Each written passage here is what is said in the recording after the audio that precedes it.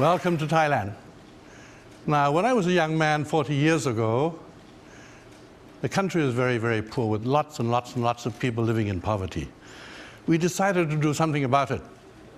But we didn't begin with a welfare program or a poverty reduction program, but we began with a family planning program following a very successful maternal child health sets of activities. So basically, no one would accept family planning if their children didn't survive. So the first step, get to the children, get to the mothers, and then follow up with family planning.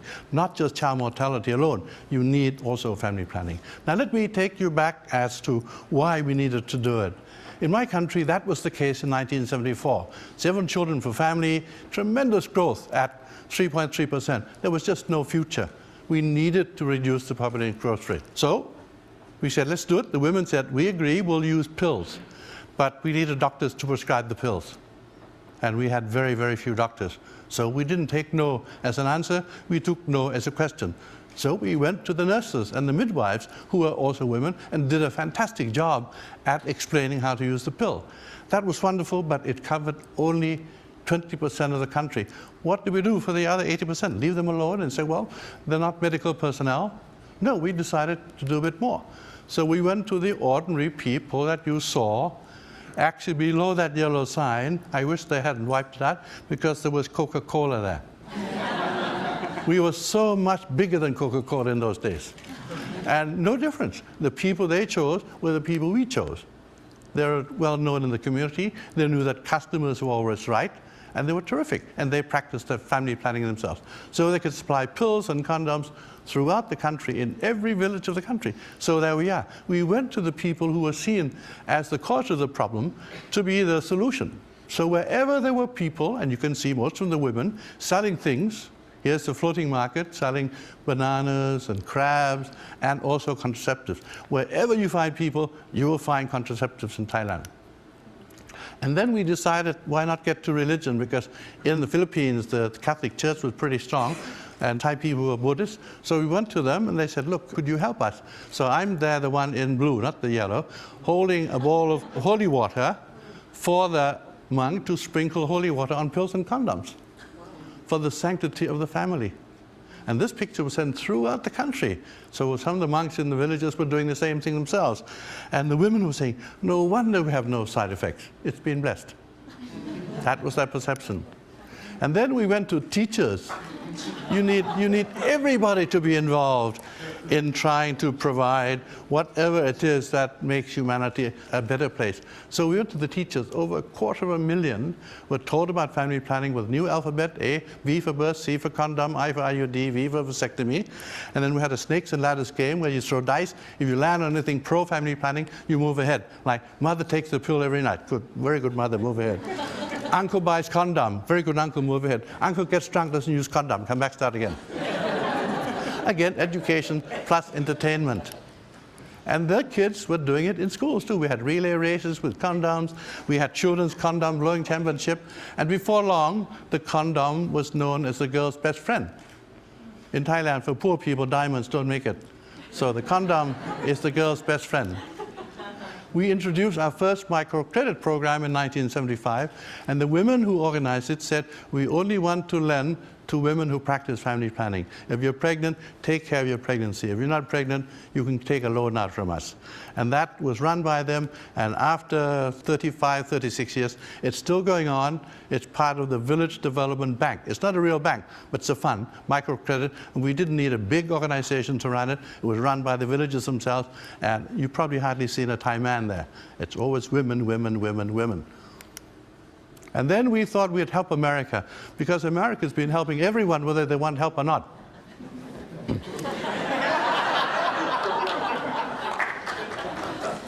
And this is on the 4th of July.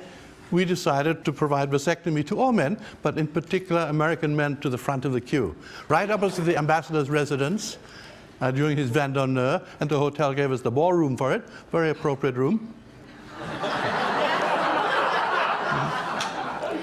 And since it was near lunchtime, they said, all right, we'll give you some lunch. Of course, it must be American cola. You got 2 brands, Coke and Pepsi. And then the food, it's either hamburger or hot dog. And I thought a hot dog would be more symbolic. And here is this then young man called Willie Bohm, who worked for the USAID. Obviously, he's had his vasectomy because his hot dog is half eaten. And he was very happy. It made a lot of news in America, and it angered some people also. I said, don't worry, come over, I'll do the whole lot of you. And what happened? In all this thing, from 7 children to 1.5 children. Population growth rate of 3.3 to 0.5. You could call it the Coca-Cola approach if you like. It is exactly the same thing. I'm not sure whether Coca-Cola followed us or we followed Coca-Cola, but we're good friends.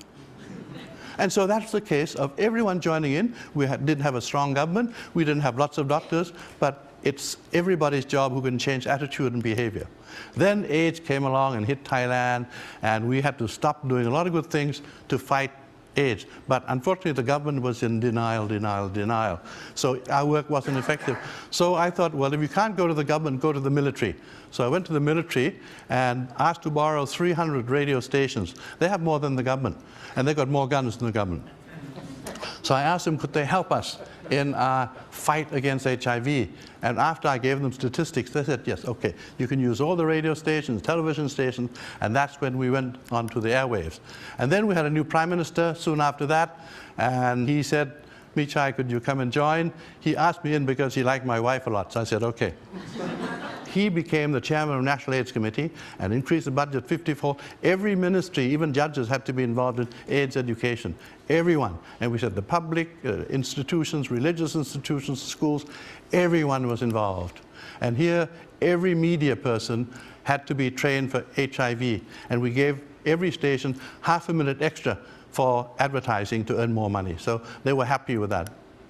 And then AIDS education in all schools, starting from university. And these are high school kids teaching high school kids. And the best teachers were the girls, not the boys.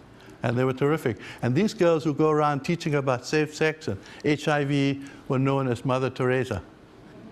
And then we went down one more step. These are primary school kids, 3rd, 4th grade, going to every household in the village, every household in the whole of Thailand, giving AIDS information and a condom to every household given by these young kids. And no parents objected because we were trying to save lives, and this was a lifesaver. And we said everyone needs to be involved, so you have the companies also realizing that sick staff don't work and dead customers don't buy, so they're all trained. And then we had this Captain Condom with his Harvard MBA, going to schools and nice spots, and they loved him. You need a symbol of something. You know, in every country, every program, you need a symbol. And this is probably the best thing he's ever done with his MBA. And then we gave condoms up everywhere in the streets, everywhere, everywhere. In taxis, you get condoms. And also in traffic, the policemen give you condoms, our Cops and Rubbers program. So can you imagine New York policemen giving out condoms? Of course I can, and they'd enjoy it immensely. I see them standing around right now, everywhere. Imagine if they had condoms, they're giving out to all sorts of people. And then, you know, new change. We had hairband, clothing, and the condom for your mobile phone during the rainy season. And these were the condoms that we introduced. One says, weapon of mass protection. We found, you know, somebody here was searching for the weapon of mass destruction. Well, we have found the weapon of mass protection, the condom. And then it says here with the American flag, don't leave home without it. But I have some to give out afterwards, but let me warn you, these are Thai size, so be very careful. And so you can see that condoms can do so many things. Look at this. I gave this to Al Gore and to Bill Senior also. Stop global warming, use condoms. And then this is the picture that I mentioned to you, that the weapon of mass protection. And let the next Olympics save some lives. Why just run around? And then finally, in Thailand, we're Buddhists, we don't have a God, so instead we say, in rubber we trust. So you can see that we added everything to our endeavor to make life better for the people. We had condoms in all the refrigerators, in the hotels and the schools, because alcohol impairs judgment. And then what happened? After all this time, everybody joined in. According to the UN, it declined by new cases of HIV declined by 90%, and according to the World Bank, 7.7 million lives were saved. Otherwise, there wouldn't be many Thais walking around today. So it just showed you could do something about it. 90% of the funding came from Thailand. There was political commitment, some financial commitment, and everybody joined in the fight. So just don't leave it to the specialists, the doctors and nurses. We all need to help. And then we decided to help people out of poverty now that we got AIDS somewhat out of the way. This time not with government alone, but in cooperation with the business community. Because poor people are business people who lack business skills and access to credit.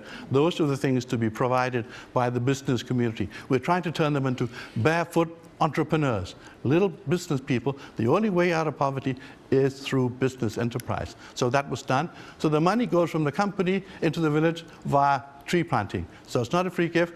They plant the trees, and the money goes into their microcredit fund, which we call the Village Development Bank. Everybody joins in, and they feel they own the bank because they brought the money in. And before that, you can borrow the money. You need to be trained. And we believe if you want to help the poor, those who are living in poverty, access to credit must be a human right. Access to credit must be a human right. Otherwise, they'll never get out of poverty. And then before getting a loan, you must be trained. Here's what we call a barefoot MBA, teaching people how to do business so that when they borrow money, they'll succeed with the business. So these are some of the businesses: mushrooms, crabs, vegetables, trees, fruits. And this is very interesting: Nike ice cream and Nike biscuits. This is a village sponsored by Nike. They said they should stop making shoes and clothes, make these better because we can afford them. And then we have silk, Thai silk. Now we're making Scottish tartans, as you can see on the left, to sell to all people of Scottish ancestors. So anyone sitting in and watching TV, get in touch with me. And then this is our answer to Starbucks in Thailand: coffee and condoms. See, Starbucks keeps you awake. We keep you awake and alive. That's the difference. Can you imagine at every Starbucks that you can also get condoms? So you can order your condoms with your cappuccino. And then now, finally, in education, we want to change the school as being underutilized into a place where it's a lifelong learning center for everyone. We call this our school-based integrated rural development, and it's a center, a focal point for economic and social development. So redo the school, make it serve the community needs. And here is a bamboo building. All of them are bamboo. This is a geodesic dome made of bamboo, and I'm sure Buckminster Fuller would be very, very proud to see a bamboo geodesic dome.